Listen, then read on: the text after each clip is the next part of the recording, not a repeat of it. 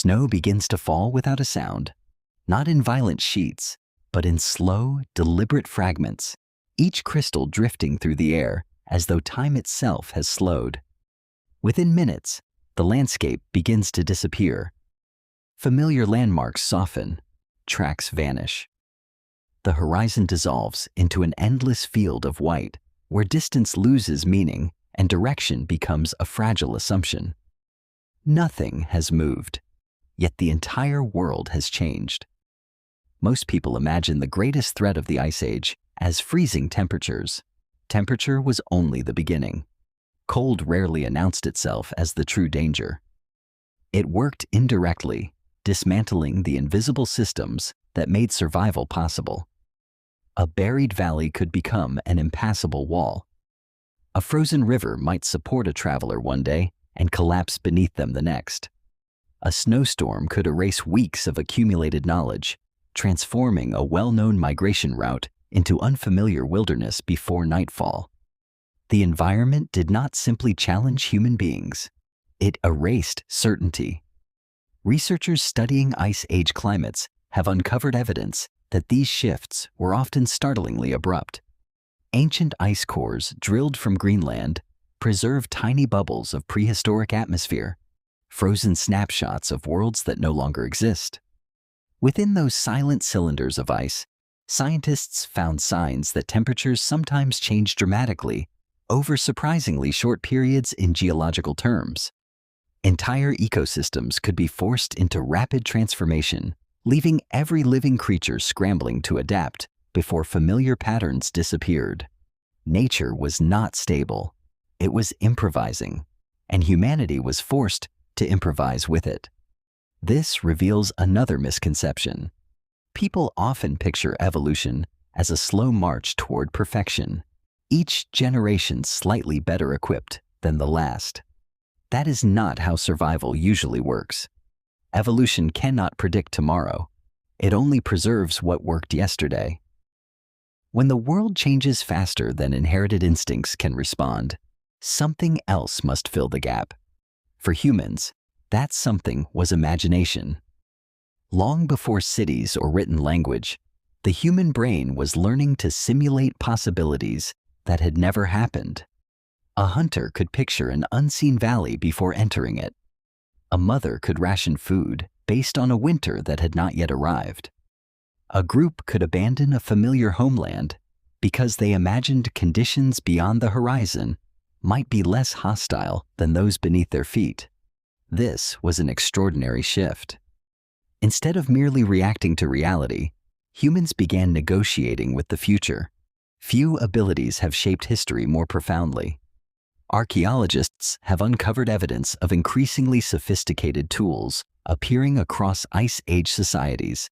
Carefully crafted blades, finely balanced spear points, needles carved from bone with eyes small enough to thread animal sinew, and composite weapons assembled from multiple materials. None of these inventions appeared by accident. Each represented countless failures quietly buried beneath the success that survived. Innovation was expensive. Mistakes consumed precious time, scarce resources, and sometimes human lives. Yet, people continued experimenting because standing still had become even more dangerous. One invention in particular changed everything. Clothing. Modern people often think of clothing as comfort, fashion, or protection from embarrassment. During the Ice Age, it became an extension of the human body itself. Animal hides alone were not enough. Researchers examining ancient bone needles suggest that early humans stitched fitted garments rather than simply draping skins over their shoulders. Loose hides trapped little warmth during movement, but tailored clothing created insulating layers of still air, allowing people to travel through environments that would otherwise have been inaccessible. In a quiet sense, humans did not evolve thicker fur, they built it. That distinction matters. Other animals survived by changing their bodies across thousands of generations. Humans survived by changing the world around their bodies instead. Every carefully sewn seam represented intelligence replacing biology. And that pattern would never stop. Shelters evolved in similar ways. Across the frozen plains of Eurasia, archaeological discoveries reveal remarkable structures built from wood where trees existed, from stone where forests had vanished, and in some extraordinary locations, from the massive bones of mammoths themselves. These were not desperate piles of material thrown together against the wind. They were engineered responses to impossible conditions.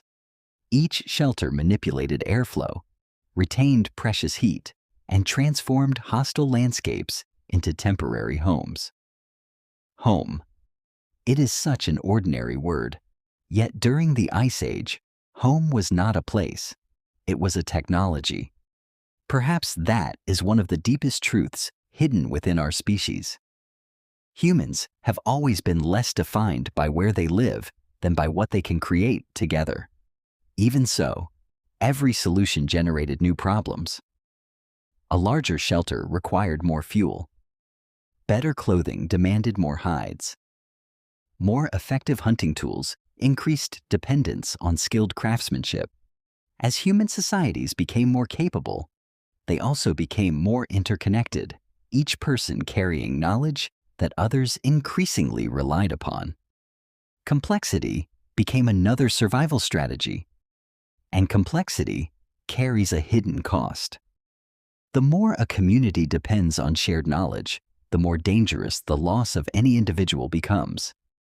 An experienced hunter, a skilled toolmaker, or someone who understood distant migration routes represented more than a single life. They embodied an irreplaceable library.